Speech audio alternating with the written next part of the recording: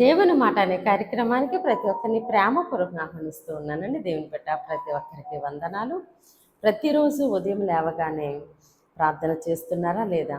ప్రతిరోజు కూడా ఉదయం లేవగానే ప్రార్థన చేసి మీ యొక్క పని పాటలను మొదలుపెట్టండి. అంతేకాకుండా మన యొక్క యూట్యూబ్ ఛానల్ సుస్లత యూట్యూబ్ ఛానల్ని సబ్స్క్రైబ్ చేయండి, లైక్ చేయండి, షేర్ చేయండి.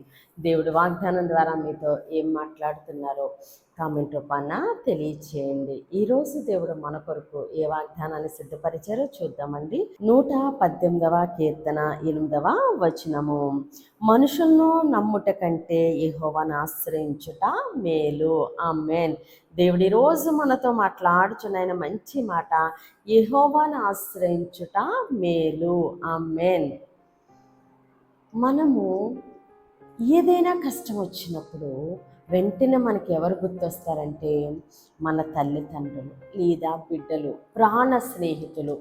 ఎవరో ఒకరిని మనము జ్ఞాపకం చేసుకుని వాళ్ళతో నా బాధ చెప్పుకుంటే నాకు ఏదైనా వాళ్ళు హెల్ప్ చెయ్యకపోతారా అని చెప్పి ఏం చేస్తామంటే వెంటనే వాళ్ళకి మన బాధ, లేదంటే మనం ఏ సమస్యతో బాధపడుతూ ఉన్నామో దాన్ని మనం వాళ్ళకి షేర్ చేస్తాం. కానీ దేవుడు చెప్తా ఉన్నారు, మనుషుల్ని నమ్ముట కంటే యెహోవాను ఆశ్రయించుట మేలు. ఎందుకంటే మనుషుల్ని నమ్ముకున్నప్పుడు మనము నష్టపోతాము, సిగ్గుపడవలసి వస్తుంది. ఎందుకంటే హెల్ప్ చేస్తాము అంటారు ఆ సమయం వరకు, ఆ సమయం వచ్చిన తర్వాత నేను చెయ్యలేకపోయాను సారీ అని చెప్పి వాళ్ళు సైడ్ అయిపోతారు.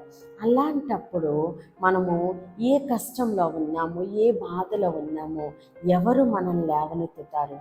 అదే మనము దేవుని మీద ఆధారపడితే, దేవుణ్ణే మనం ఆశ్రయం చేసుకుంటే, దేవుడు నమ్మదగిన దేవుడు, మాట ఇచ్చి నెరవేర్చే దేవుడు. మనుషులైతే మనల్ని మాట ఇచ్చి మాట తప్పిపోతారు, కానీ దేవుడైతే మాట తప్పని దేవుడు. కాబట్టి మనకి ఏ వాగ్దానం చేశారో, ఏ మాట అయితే ఇచ్చారో, ఏ విషయంలో మనము దేవుని ఆశ్రయిస్తున్నామో, దేవుని మీద ఆధారపడి ఉన్నామో ఆ విషయంలో దేవుడు మన జీవితంలో మేలుమైన కార్యాలు జరిగిస్తున్నారు. కాబట్టి మనము ఏ విషయము గురించైనా సరే మనుషుల మీద ఆధారపడవద్దు, కానీ దేవుడినే మనం ఆధారం చేసుకుందామండి. దేవుడినే మనం ఆశ్రయిద్దాము. దేవుడు మన జీవితంలో ఆయన మేలుమైన కార్యాలు జరిగిస్తుండగా సమస్త ఘనత, మహిమ, ప్రభావాలు మనము దేవునికి చెల్లిందామండి. ఈ కొద్ది మాటలు దేవుడు మన వినుకుల్లో దీవించి ఆశీర్వదించునుగాక. ఆమేన్.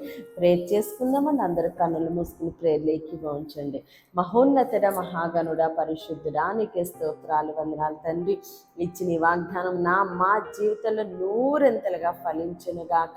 దైవజనుల వారి కుటుంబాలు, సంఘాలు, పరిచర్యలు యేసు నామంలోనే దీవించబడును గాక. యెరూషలేము యేసు నామంలో క్షేమము కలుగును గాక. ఈరోజు పుట్టినరోజు, పెళ్లి రోజు జరుపుకుంటున్న ప్రతి ఒక్కరికి సంవత్సరం ఒక ఆశీర్వాదకరముగా ఉండును గాక. మూయబడిన ప్రతి గర్భము యేసు నామంలో తెరవబడును గాక. అనారోగ్యంతో ఉన్న బిడ్డలకు యేసు నామంలో సంపూర్ణ స్వస్థత, విడుదల కలుగును గాక. చిన్న బిడ్డల చుట్టూ, ఆడబిడ్డల చుట్టూ, యవ్వన బిడ్డల చుట్టూ వేస్తున్నాంలో అగ్ని కంచి ఉండును గాక.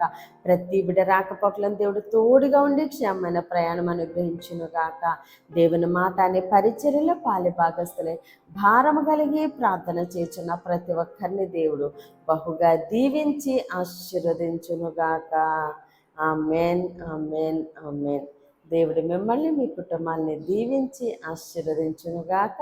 ఆమేన్.